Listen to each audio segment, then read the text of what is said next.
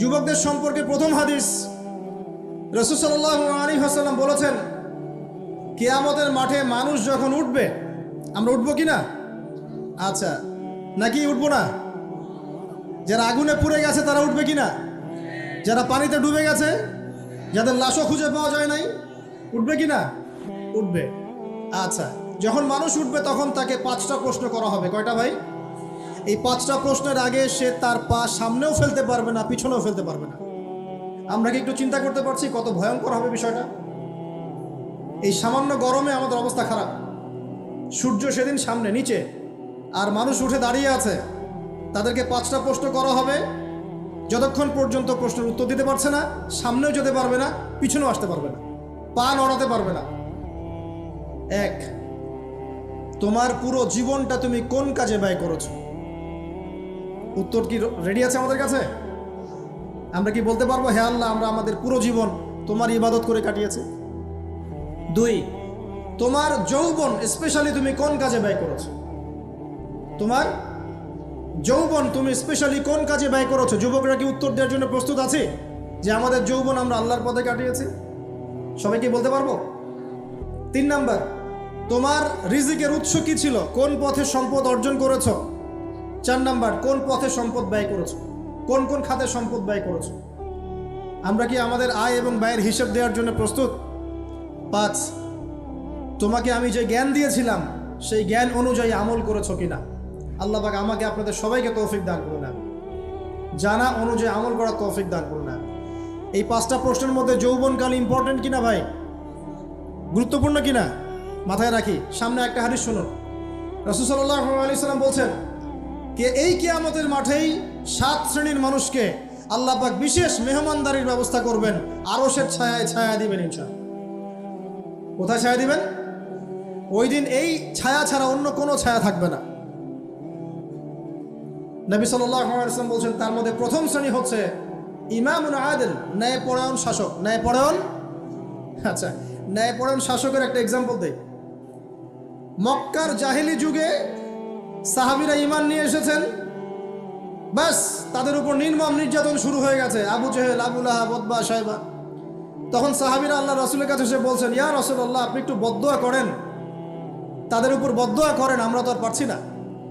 নবী সাল্লাল্লাহু আলাইহি ওয়াসাল্লাম বললেন, তোমরা মক্কা থেকে হিজরত করে হাবাসায় চলে যাও। কোথায়? হাবাসা। হাবাসা মানে হচ্ছে আবিসিনিয়া। আবিসিনিয়া মানে এখনকার ইথিওপিয়া, ইরিত্রিয়া। নাম শুনেছেন কি? বিশেষ কোচিং তো করছেন অনেকে। আফ্রিকা মহাদেশের একটা ছোট্ট দেশ ইরিত্রিয়া, ওখানে চলে যাও। তখন বলেছিলেন তিনি হাবাসায় চলে যাও। সাহাবীরা জিজ্ঞাসা করছেন, হাবাসায় কেন? নবী সাল্লাল্লাহু আলাইহি ওয়াসাল্লাম বলছেন, সেখানে একজন খ্রিস্টান ন্যায়পরায়ণ শাসক আছেন, যার রাজ্যে কেউ জুলুমের শিকার হয় না। কি বললাম বলেন তো? হাবাসা কে আছেন? একজন মুসলিম না খ্রিস্টান?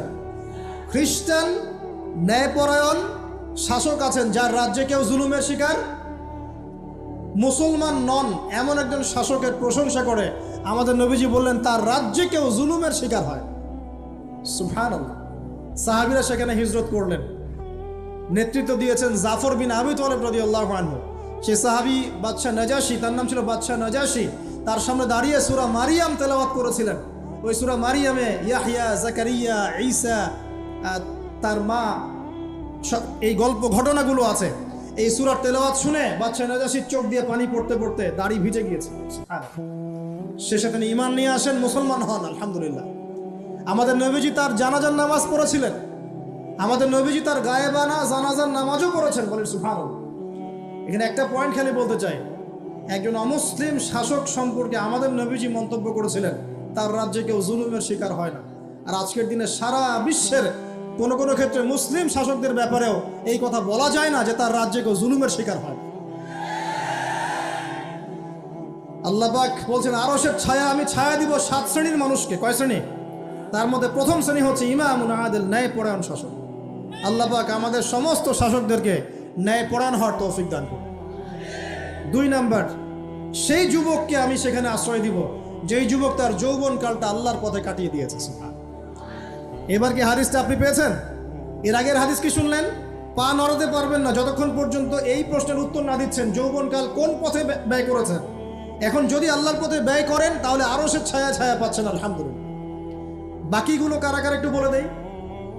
3 নম্বর হচ্ছে সেই ব্যক্তি যে একজন আরেকজনকে মহব্বত করে, এক ব্যক্তি আরেক ব্যক্তিকে মহব্বত করে শুধুমাত্র আল্লাহর সন্তুষ্টির জন্য। কথা কি বুঝতে পারছেন? এই মহব্বত আমার এই ছেলে মেয়ের ফ্রি মিক্সিং না, কথা বুঝতে পারেন? দিনের খাতিরে মহব্বত, আল্লাহর জন্য মহব্বত, আল্লাহর জন্য কেন। 4 নম্বর এমন ব্যক্তি যে এত গোপনে দান করে যে তার বাম হাত জানে না ডান হাত কি দান করেছে। আমরা তো এখন 1 টাকা দান করলে 100 টাকা ফুটাই। ফেসবুক আছে, মারাত্মক একটা জিনিস ফেসবুক, মানে এটা মানুষকে আর মানুষ রাখে নাই। যে ব্যক্তি ফেসবুকে আসক্ত তার সাথে কথাবার্তা বলা, লেনদেন, চলাফেরা খুব ডিফিকাল্ট। মানে কি বোঝেন আগে কথাটা? কেন ডিফিকাল্ট? কারণ সে এত বেশি আসক্ত এখানে যে পান থেকে চুন ঘষলে সে আপনাকে পাবলিকলি ধুয়ে রেখে দিবে। কিছু হইলে আপনাকে ফেসবুকে টেনে নিয়ে আসবে, ফেসবুকে সবাইকে বলবে উনি আমার সাথে এই কাজ করছেন। আপনি বলারও টাইম পাবেন না যে আপনি নির্দোষ। তো খুব মুশকিল না এগুলা? আল্লাহ মাফ করুক আমাদেরকে।